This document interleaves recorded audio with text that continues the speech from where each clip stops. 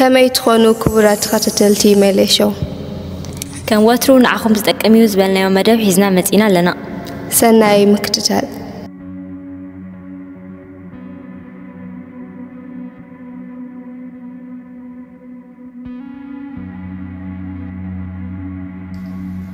دونغوان ኣብ ቻይና ትርከብ ከተማ እያ ትፍሉይ ዝገብራ ድማ ብዙሕ ደቂ ኣንስትዮ ኣለዋ ብዙሕ ግዜ እቶም ኣወዳት ክሳብ 3 ወይ 4 ኣዋልድ ንሶም ይወዝሩ እተን ኣዋልድ ድማ ሽግር ምብዛሕ ኣዋልድ ከም ዘሎ ስለ ዝርዳኣ ነቲ ባህሪ ናይቶም ኣወዳት ኣይቃወሞን እየን ብዙሓት ደቂ ኣንስትዮ ክሰርሓ ኢለን ናብቲ ከተማ ዝኸዳ ብኸምኡ እየን ድማ በዚሐን ሓደ ሰብኣይ ክዛረብ እንከሎ ካብ ስራሕ ምርካብ أولاد مركب يقلل أبدونغوان يبل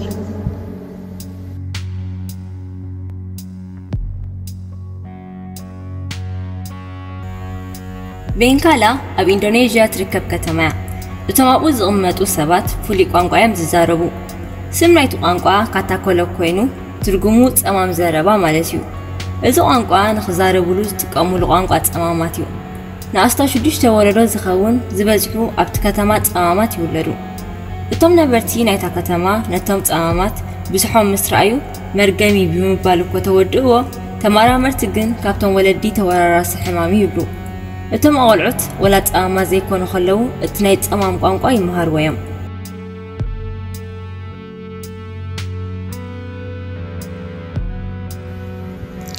ሻኒ ሲንጋፖር እዚኣ ከተማ ኣብ ሂንዲ ትርከብ መፍትሕ ወይ ዋርድያ ዘይብላ ከተማ እያ ገዝኦ ማዕጽዎን እዮም ድኳናት ውን ከይተረፈ ዋርድያ የብሉን ያዕጽዎን እዮም እቶም ነበርቲ ናይዛ ከተማ ብሓደ ሻኒ ዝበሃል ኣምላኽ ከም ትሕሎ ይኣምኑ እቶም ጎረባብቲ ከምኡ ስለ ዝኣምኑ ወርቂ ከይተረፈ ኣይሓብዎን እዮም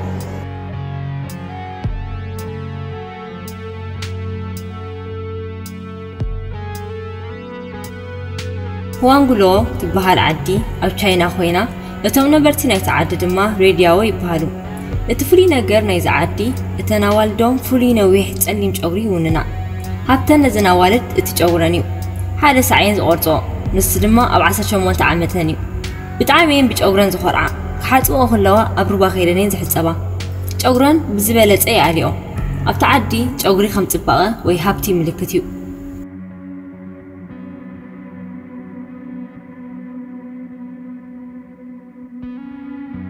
ሞናዊን ግሮስን ክልተን ኣሽቱ ከተማታት ኣብ US ርከባየን ኣብ ሞናዊ ሓንቲ ኤለር ጥራሕ ትበሃል ሰብያ ትነብር ኣብ ግሮስ ድማ ክልተ ሰባት ጥራሕ እዮም ዝነብሩ ንሶም ከዓ ሜሪን ሚኪን ይበሃሉ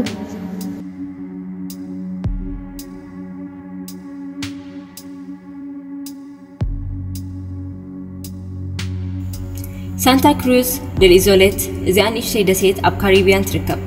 شحن كلتا ميتن سبات دما باي قمتو عبيتا ناي كلتا ميدا خعشو يخون كاب عالم اتم زبازحو هزبي زقمت ألا دسيت كوينان رخبا اتم أبو زنبرو غازقوم ستجقاقايو جن كم حبرة سبت أكيوم تصبو نابرا ينبرو كلهم توم سبات حقوسات يوم اتم والعون أب بحري كتساوتو أي سلشوا منيو اتغند السراح ناتهم عسا مكفافيو قافيفهم نافتو تغاوم زلو دسيت أب هوتيلات يشتوو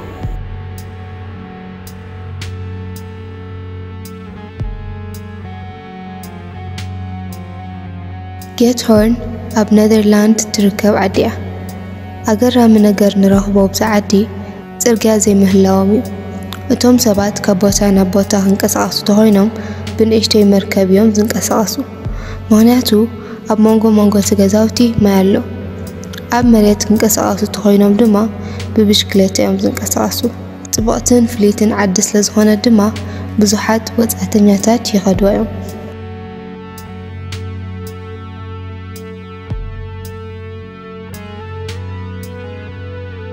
ካሚካቲሱ ንእሽተይ ከተማ ኣብ ጃፓን ዘላ ኮይና ዝኾነ ጉሓፍ ኣርዮም ካልኣይ ግዜ ይጥቀምሉ መስርሕ ናይቲ ዓዲ ከምኡ እዩ ንልዕሊ 20 ዓመት ዝኸውን ከምኡ ገይሮም እዮም ከምኡ ብምግባሮም ድማ ነቶም ነበርቲ ብጣዕሚ ይጠቒሞም ሓደ ካብቲ ጥቕሚ ፅሬት እዩ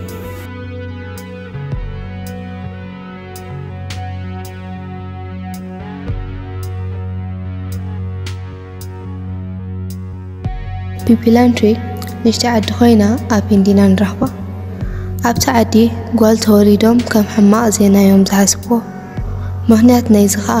እተን ኣዋልድ ክምርዓዋ ከለዋ እንዳ ጓል ብዙሕ ገዝሚ እዮም ዝኸፍሉ እዚ ከምዚ ተሓሳስባ ናይቲ ህዝቢ ሓደ ሓላፊ ምስ ግዜ ቀየሮ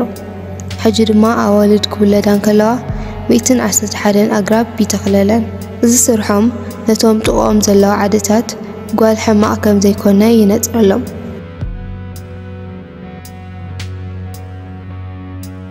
ፍትዋት ተኸታተልቲ መደብ ሜለሾው للوم عند حزنا وزمتنا نزغتهم أوسنحكم يمثل زغون ريتو ويحتو ويحزنا لكم كلمة تدليو مدب أب تحتي أب كومنت كتقدفلنا نلابو إذا فيديو تفتيخما لايك سبسكرايب كومنت and share